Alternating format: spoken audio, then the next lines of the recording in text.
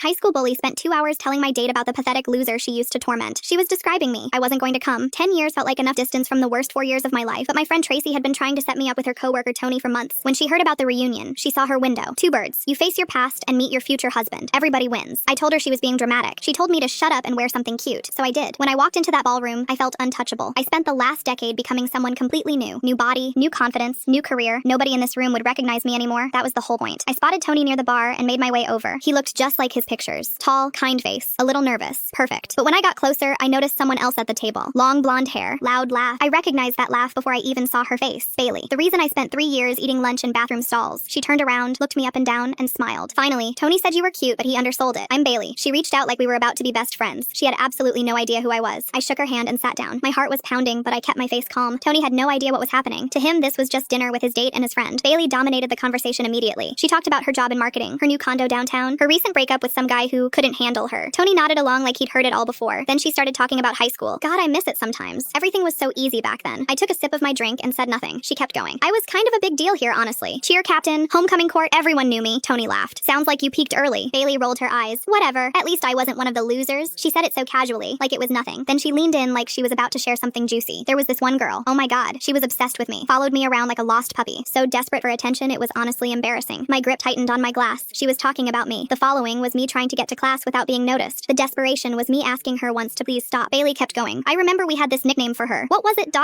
She snapped her fingers trying to remember. Trash can. That was it. Because she always hid by the dumpsters during lunch like a literal raccoon. Tony looked uncomfortable. That's kind of mean. Bailey waved him off. It was high school. Everyone was mean. Besides, she made it so easy. She was like this sad little ghost that nobody wanted around. I sat there listening to her describe the worst years of my life like they were a funny story. She had no idea the ghost was sitting right across from her. Bailey was still laughing at her own story when Tony cleared his throat. So whatever happened to her? Bailey shrugged. No idea. She transferred senior year, I think. Probably still a mess somewhere. She looked at me and smiled. Anyway, enough about ancient history. Tell me about you. Where'd you grow up? I set my drink down. Here, actually. Bailey blinked. Wait, you went to this school? I nodded. She leaned back and looked at me again. Harder this time. That's so weird. I seriously don't remember you at all. What year did you graduate? I told her. Same year as her. Her smile flickered. Okay, that's crazy. I knew everyone in our class. What was your name back then? I told her my name. My full name. The one she used to say in that mocking voice every single day. Bailey's face went pale. Her mouth opened but nothing came out. I watched the recognition hit her in waves. First confusion, then shock, then something that looked like fear. Wait, no. There's no way. I didn't say anything. I just sat there and let her put it together. Tony looked between us completely lost. Bailey's voice dropped to a whisper. Your trash can? I smiled for the first time all night. I go by my actual name now, but yeah, that was me. Bailey looked like she wanted the floor to swallow her whole. Oh my God, I didn't. You look so... She couldn't finish. Tony finally spoke. Wait, this is the girl you were just talking about? Bailey didn't answer. She didn't have to. The silence said everything. Bailey rushed out without another word. Tony watched her go, then turned to me. Everything she said tonight was fake. The job, the condo, she lives with her parents. I smiled. Turns out the ghost had a better life than the queen.